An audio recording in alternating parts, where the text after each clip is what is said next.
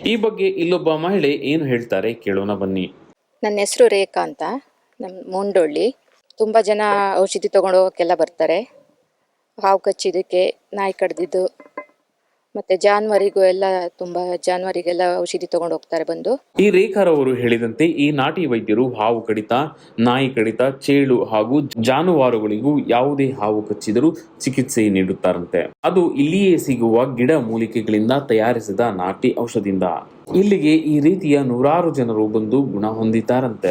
ಇವರ ಹೆಸರು ಕಾವ್ಯ. ಇವರು ಸ್ಥಳೀಯರು. ಇಲ್ಲಿನ ಈ ನಾಟಿ ವೈದ್ಯರ ಬಗ್ಗೆ ಹೇಳುತ್ತಿರುವುದನ್ನು ನೀವೇ ಕೇಳಿ. ಈ ನಾಟಿ ವೈದ್ಯರು ಸುಮಾರು 30 ವರ್ಷಗಳಿಂದಲೂ ಈ ರೀತಿಯ ಚಿಕಿತ್ಸೆಗಳನ್ನು ನೀಡುತ್ತಾ ಬಂದಿದ್ದಾರಂತೆ. ಹೆಸರು ಕಾವ್ಯ ಅಂತ. 30 ವರ್ಷದಿಂದ ನಾಟಿ ವೈದ್ಯರು ಔಷಧಿ ಕೊಡ್ತಾರೆ.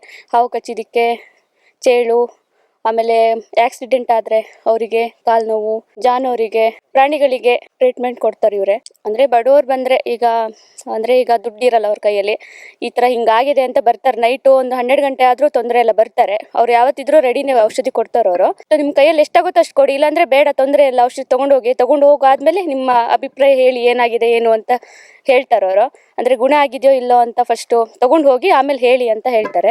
ಹೀಗೆ ಅನೇಕರಿಗೆ ಸೂಕ್ತ ಸಮಯದಲ್ಲಿ ಚಿಕಿತ್ಸೆ ನೀಡಿರುವ ಇವರು ಅನೇಕ ಪ್ರಾಣಗಳನ್ನು ರಕ್ಷಿಸಿದ್ದಾರೆ. ಇಂದಿಗೂ ಈ ನಾಟಿ ವೈದ್ಯರನ್ನು ನೆನೆದು ಕೃತಜ್ಞತೆಗಳನ್ನು ತಿಳಿಸುವವರು ಅನೇಕರಿದ್ದಾರೆ. ಅಷ್ಟಕ್ಕೂ ಇಲ್ಲಿಯವರೆಗೂ ನಾವು ಹೇಳುತ್ತಿರುವ ಈ ನಾಟಿ ವೈದ್ಯರು ಯಾರು ಎಂಬುದರ ಕುರಿತು ನಿಮಗೂ ಪ್ರಶ್ನೆಗಳು ಮೂಡುತ್ತಿವೆ ಅಲ್ಲವಾ? ಅದಕ್ಕೂ ಮೊದಲು ಇವರ ಮಾತುಗಳನ್ನು ಒಮ್ಮೆ ಕೇಳಿಬಿಡಿ.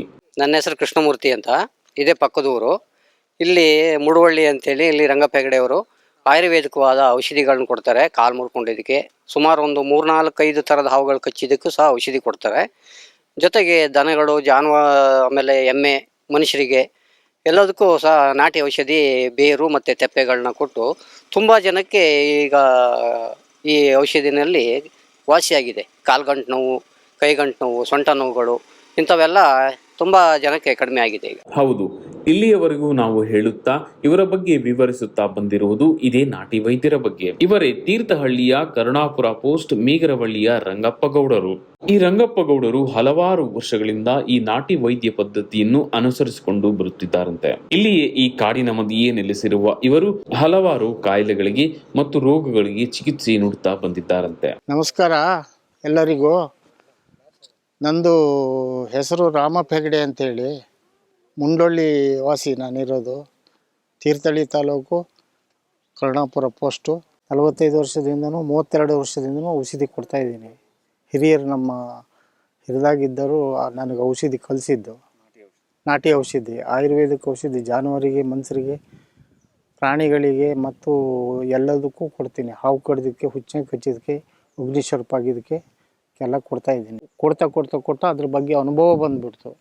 ಮನುಷ್ಯರಿಗೂ ಕೊಡ್ತೀನಿ, ಜಾನುವಾರಿಗೂ ಕೊಡ್ತೀನಿ, ಪ್ರಾಣಿಗಳಿಗೆ ಯಾವುದಕ್ಕಾದರೂ ಕೊಡ್ತೀನಿ. ಕೊಡ್ತಾ ಈಗ 42 ವರ್ಷ ಆಯ್ತು. ನಮ್ಮ ಮಾವ ಇದ್ದರು ಒಬ್ಬರು, ನಮ್ಮ ಮುಂಡೊಳ್ಳಿ ಅಪ್ಪೇಗೌಡರು ಅಂತ ಇದ್ದರು. ಅವ್ರು ನೋಡಿ ನಾ ಕಲ್ತಿದ್ದೆ, ಅವ್ರು ನನಗೆ ಕಲಿಸ್ತರು. ತೀರೋದ ನಂತರ ನಾನು ಔಷಧಿ ಕೊಡೋಕ್ಕೆ ಶುರು ಮಾಡಿದ್ದು. ಕೊಡ್ತಾ ಈಗ 42-43 ವರ್ಷ ಆಯ್ತು ಈಗ.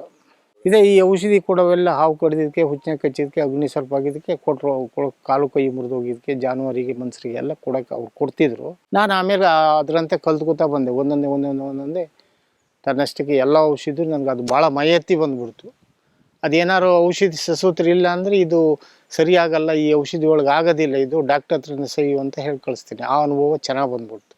ಜಾನುವಾರಿಗೂ ಅಷ್ಟೇ, ಮನುಷ್ಯರಿಗೂ ಅಷ್ಟೇ. ಜೊತೆ ಕರ್ಕೊಂಡು ಹೋಗಿರಲಿಲ್ಲ, ನಾನು ಹೋಗಿ ತತ್ತಿದ್ದೆ ಕಾಡೊಳಗೆ. ನಾನು ಸ್ವಲ್ಪ ಗಿಡ ಸಾಕೀನಿ. ಒಂದು 2 ಎಕರೆ ಜಾಗ ಸರ್ಕಾರಿ ಜಾಗದಲ್ಲಿ ಗಿಡ ಮಾಡೀನಿ. ಅಲ್ಲೇ ಹೋಗಿ ತಗೊಬರೋದು. ಇಲ್ಲಿಂದ ಒಂದು 2 ಮೈಲಿ ಆಗ್ತದೆ. ಅದು ಅಲ್ಲಿ ನಮ್ಮ ಜಮೀನು ಹತ್ರನೇ ಪಕ್ಕದಲ್ಲಿ ಒತ್ತುವರಿ ಜಮೀನು ಗೌರ್ಮೆಂಟ್ ಜಾಗದಲ್ಲಿ ಮಾಡಿದ್ದು. ಅಲ್ಲೇ ನಾನು ಗಿಡ ಸಾಕೀನಿ, ಸುಮಾರು ಗಿಡಗಳನ್ನು ಸಾಕಿ. ಔಷಧಿ ಕೊಡ್ತೀವೋ ಅದನ್ನು ಮಾತ್ರ ನಾವು ಅದನ್ನು ಕಲ್ತ್ಕೊಬಿಟ್ಟೆ ನಾನು.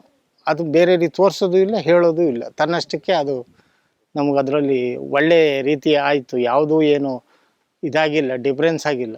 ಈಗಲೂ ಬರ್ತಾರೆ, ತಗೊಂಡು ಹೋಗ್ತಾರೆ ಜಾನುವಾರಿಗೆ. ಸ್ವಂತ ನಮ್ಮ ಮನೆಯವು ಜಾನುವಾರಿಗೆ ಏನೋ ಅಪಾಯ ಆದರೆ ಅದು ಇಂಥದ್ದೇ ಆಗಿದೆ ಅಂತ ನಾನು ನೋಡಿ ಮೆಡಿಸಿನ್ ಕೊಡ್ತೀನಿ. ಹಳ್ಳಿಲಿ ಎಲ್ಲೇ ಆದರೂ ಕೂಡ ಇಲ್ಲಿ ಸಾಮಾನ್ಯಕ್ಕೆ ಬಂದೇ ಬರ್ತಾರೆ, ನನ್ನ ಹತ್ರನೇ ಬರೋದು, ತೊಗೊಂಡೋಗೋದು ಹಳ್ಳೀಲಿ.